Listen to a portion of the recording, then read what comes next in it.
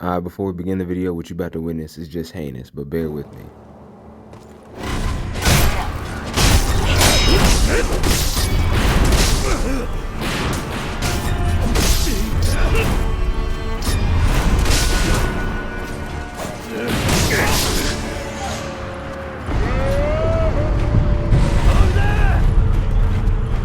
I ain't gonna lie, I'm getting cooked. Now what you just witnessed was pitiful, truly a disgrace. It was me getting my ass whooped by some ants, some peons if you will. But let me show you another clip of what happens when you're consistent and you don't hesitate.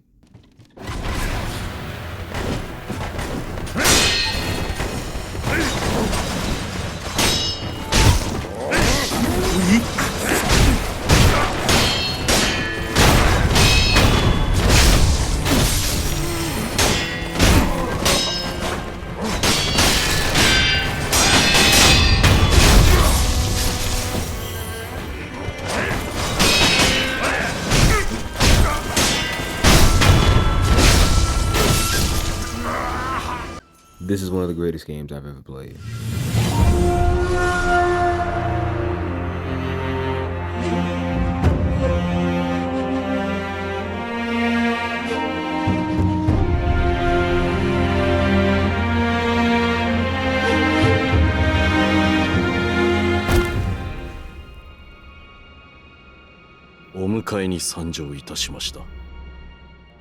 Woo! I finally fucking did it. I finally beat Sekiro. So quick backstory as to why I'm talking about this game. For those of you who do not know, Sekiro is a game developed by From Software.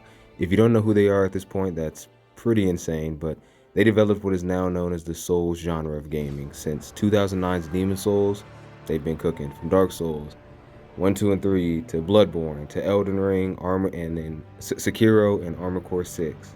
They've just been killing it.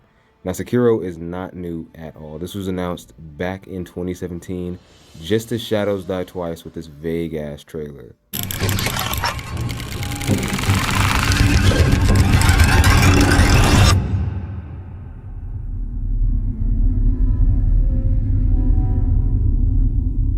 From its initial trailer, it finally got an official trailer in 2018, back when E3 was a thing.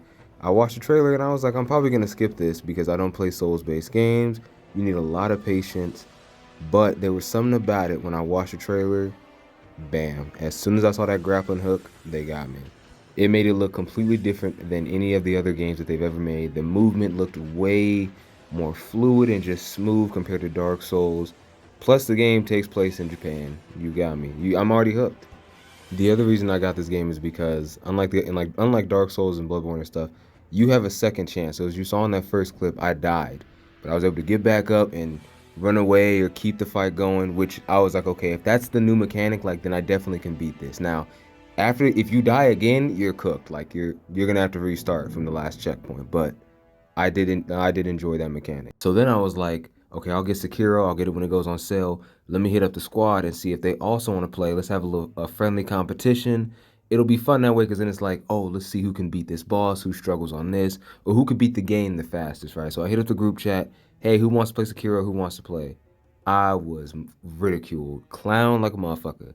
You ain't gonna beat it. You gonna quit on this boss. You suck. You ugly. You never gonna beat the game. You trash. Anything you could think of. They was clowning me in the group chat.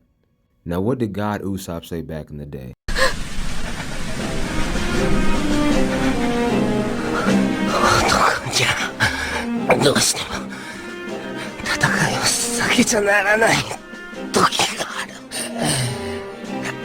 Like he said, I ain't gonna run from the fight. So I said, bet. I used all that hate and negativity and beat the game, and here we are now.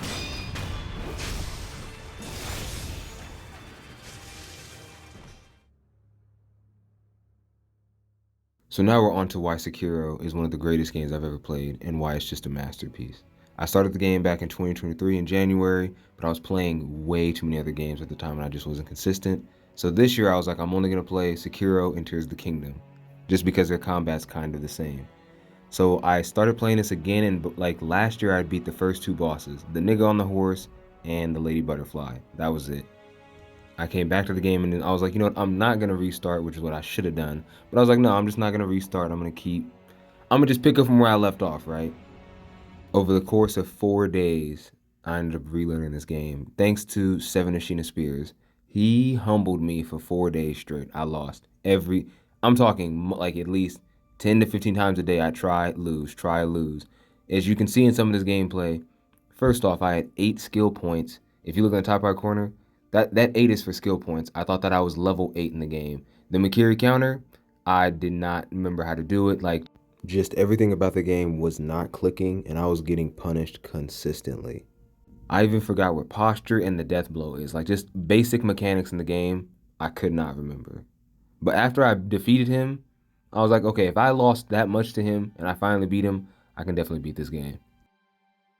Now, when the game finally starts to click, you're unstoppable. This is probably the most satisfying rhythm game I've ever played in my life. It just, when it finally clicks, you're unstoppable. Bam! You just start Makiri countering, perfect deflects, parries, everything. The main things you need in this game are patience. That's it. If you are patient, you can beat this game. And then you got to understand, hesitation really is defeat. If you hesitate like one time or any ounce of hesitation, you're going to lose no matter what. Now you might be saying, what do you mean hesitation is defeat? Why do you keep saying that?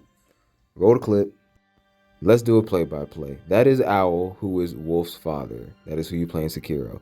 This nigga is one hit away from death. What am I doing? Look at how shaky my movement is. And cooked. Hesitation is defeat. Quick side note, I'm not going to sit up here in front and act like I fought every boss legit. I did cheese a couple of these bosses, and cheese is basically you finding a way to not fight this boss legit, if that makes sense. If you're wondering what cheese is, this is a perfect example. In about a couple of seconds, I'm gonna get completion for fighting this boss, and I didn't do a fucking thing. Bam. Now, not all cheese can be achieved like this. The O-Ren of the water, you kind of have to break her AI to cheese this boss. So some of them are easy, some of them you gotta put a little bit of work in, but that's what cheese is. I now understand why From Software gets so much praise for their boss designs. From the Corrupted Monk, to Owl, to Saint Glock Ishin, to Genichiro, to the Guardian Ape, to the Dual Guardian Ape, to the Corrupted Monk, like, every single boss fight was amazing, especially my favorite one, the Divine Dragon. This boss fight was just fucking epic. Do you see this?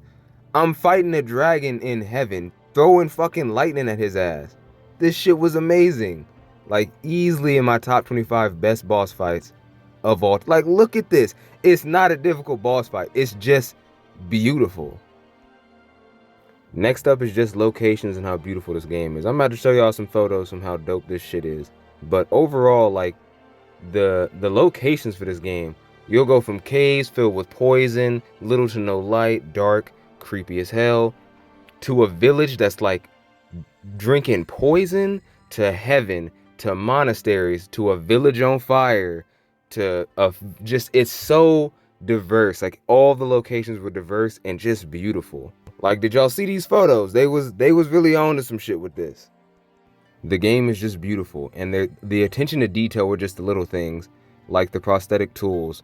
So Wolf gets his arm cut off on some bullshit at the beginning of the game, and he gets a fake arm, or like like a prosthetic arm basically, and he can swap between he can use different tools with this arm. There's a dude that it's all explained in the story. And every time you swap to one of these tools, there's just a different animation, like little shit like that I love.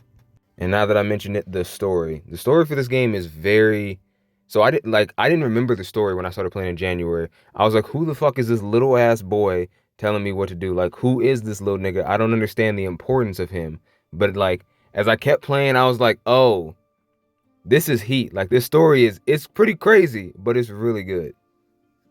Another thing I like about the story is you get to make like a critical decision, and this completely will change whether, left or right on some infamous good karma, bad karma type shit. Like, I really do fuck with how they did that in this game.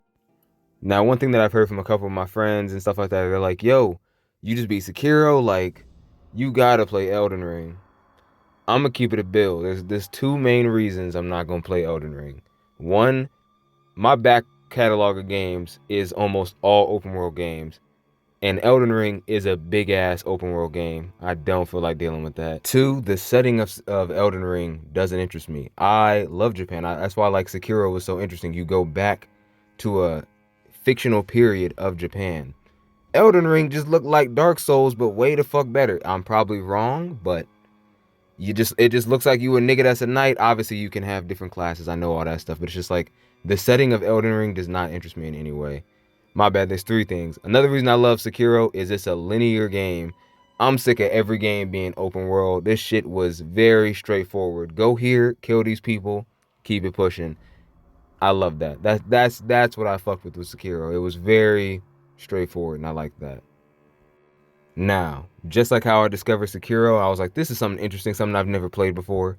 Another From Software game I'm probably gonna get when it goes on sale. I ain't paying no $60. Armored Core 6. That shit looks pretty fucking dope. That's a game I'll get whenever it goes on sale, and I'm actually pretty hyped to play that. But yeah, that's honestly it. Like, Sekiro is one of my favorite. This is one of my favorite games of all time. This shit was fun as hell. This was an experience unlike any other game I've ever had. And I recommend this to anyone, but you just got to be patient. That's it. You're going to get your ass whooped. That's just a fact. I got a montage of me getting cooked. And this isn't even on my desk. This is just like 20% of them coming up at the end. But it's a great game. Thank y'all again for watching. Deuces.